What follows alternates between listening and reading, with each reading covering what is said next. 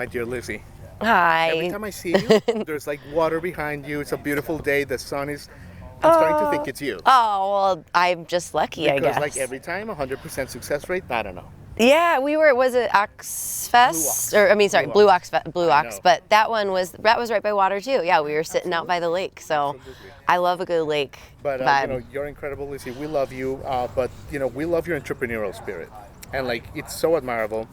So tell us a little bit about Otts Pops, if you will, just because like how it started, because it's the best. Yeah, well, I appreciate you saying that. I mean, I think I'm a doer and I like a project, and especially during COVID, I couldn't tour and I wasn't working on much music. So my friend and I started this popcorn company called Otts Pops Indie POP.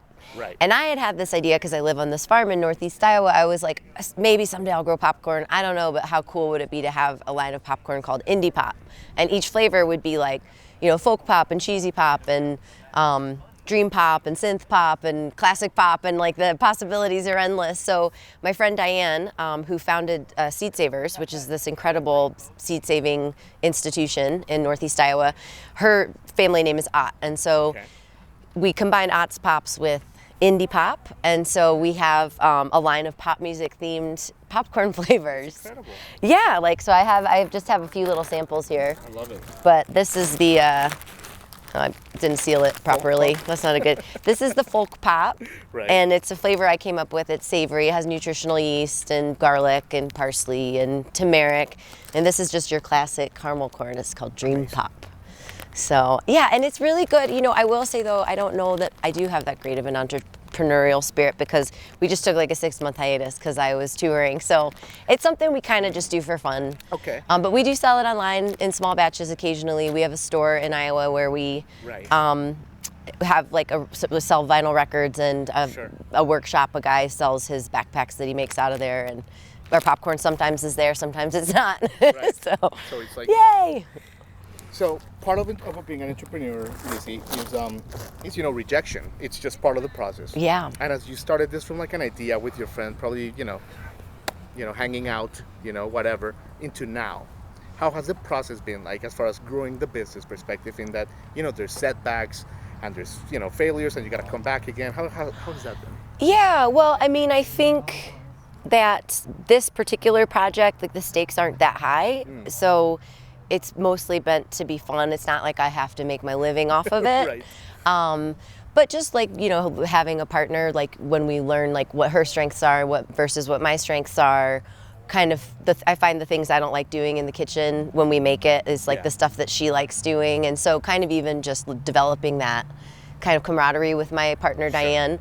But then even just all the stuff like, getting your food handling license and having your licenses up to date, and those little nitty gritty things that I was never much in my music, very involved in like administrative stuff. Yeah. So realizing all these things that I'm needing to, it's like learning. It's learning, and I think we realized we wanted a physical location and we were going to let it evolve slowly because I do have a music career and she's got a lot going on.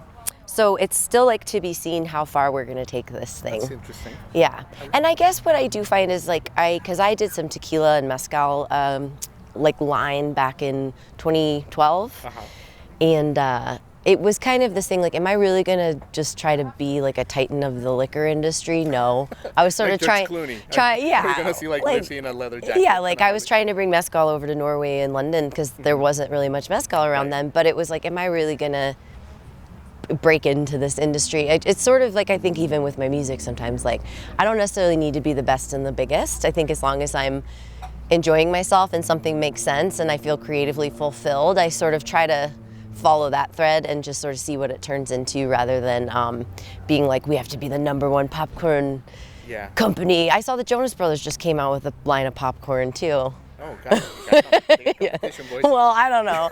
And then I'm like, good for them, But I think as it evolves and we make more flavors, we sell it locally. Maybe we'll get into some regional places, maybe try to get up in the Twin Cities, or maybe send some to Asheville. If Anna can get us into an Asheville market. Maybe in Nashville. I mean, I think we're just we've both been busy, but it'll be interesting if we could start to maybe sell it in record stores and we haven't pursued all that just yet. Can't wait to try it, Lizzie. What is your why? When you do projects like this, because you're such a unique and wonderful, colorful spirit. Oh, thank and it you. translates to the popcorn, I guess. But like, what's your why for doing these things? I mean, a big part of the why with the popcorn was just kind of downtime. I had gone through like a breakup, which is like a lot of my new album's about, and so I was alone on my farm with my dog for like months and months, and was like, well, I need to find something creative to do. Like, I like a project, and I was gardening, and I was sort of cleaning my house and going for walks, but it's like, oh, this is something like I could have outdoor business meetings with my friend, and we sort of hatched this idea and worked on it, and would have, kind of stay outside, and eventually when it was safe, we're like, let's just do it. Like, I still wasn't really working on music or touring, and it's like we had the time, but my why, I guess, would be like, I just think I think in life, like, you kind of are so enthusiastic as a child, and then once you become a teenager, people are like, oh, it's dorky to get excited about things, and a lot of people, I think, trying to mask their enthusiasm through their teens and 20s, and like in my 30s, I feel like I sort of was like, even in moving, it just really renewed the sense of like enthusiasm I had for things, and like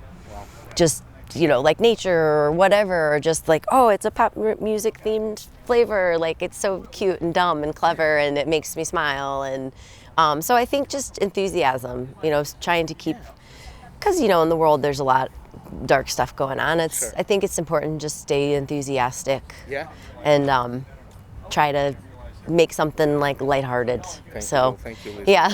I know you have a big show, but thank you for living with passion. Oh, well, thank you. Passion, I think to me it means being open to the whole experience of the world. And I think every time we see you, you're very open to the crowds, to the music, to the notes, to the popcorn, to the lake. And that is, like, I think your greatest gift, Lissie. Oh, awesome. Well, I can't wait for you to try some. Oh my God. So I'll put out some bowls after this. Thank you, you were so welcome, and thank you very much.